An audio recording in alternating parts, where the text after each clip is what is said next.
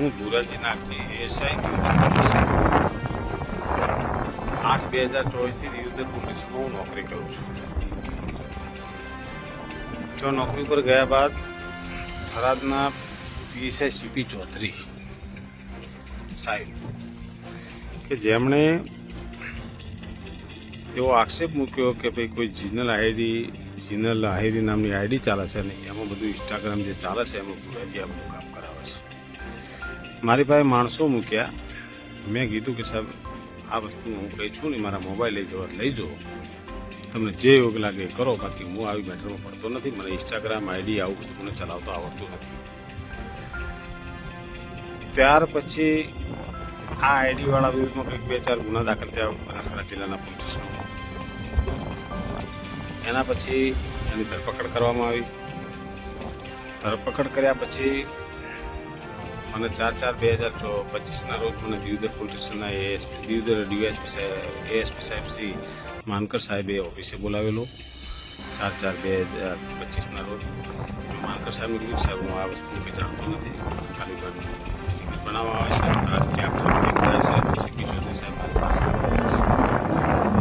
સાહેબ કે જે હોય તમે કોઈનો મોબાઈલ લીધો છે, કોઈનો મોબાઈલ તમે પાછો આપી દો, તમે ઓટીપી આપો છો, આ છે તે છે, કે ના પાડે સાહેબ હું આ વસ્તુ કશું ઓટીપી નથી આવડતું, કશું નથી આવડતું।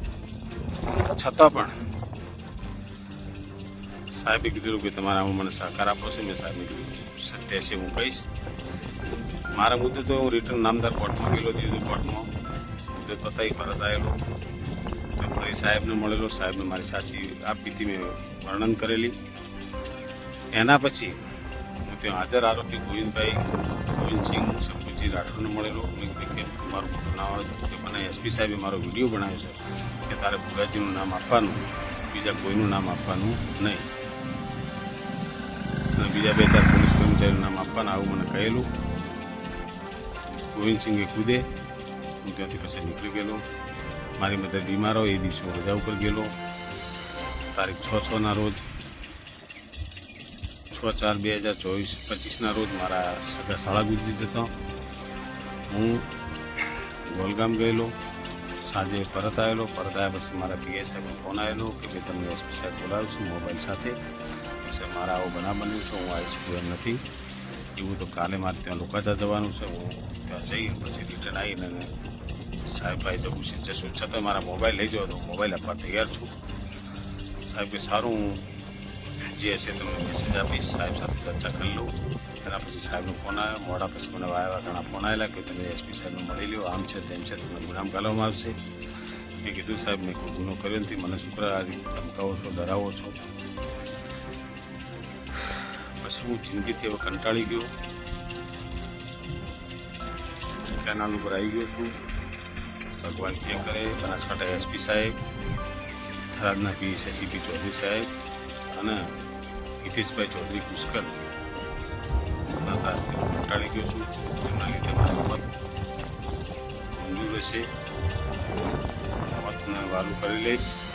એટલો તંગ થઈ ગયો છું કે મને માનસિક કરવામાં આવે છે, ખોટા ગુનાઓ ફસાવવાની વાતો કરવામાં આવે છે। એક જ વ્યક્તિના ઈશારે આખું શાસન ચાલ્યું છે, એસપી સાહેબ મને વારંવાર દુઃખી કરી રહ્યા છે, એટલે હું તંગ થઈ ગયો છું। હિતેશભાઈ પણ રૂબરૂ મારી પાસે મહિના પૈસા મળેલા, કલ્પેશભાઈ ઠાકોર દાદાવાળાની સાથે એમને પણ મેં કીધું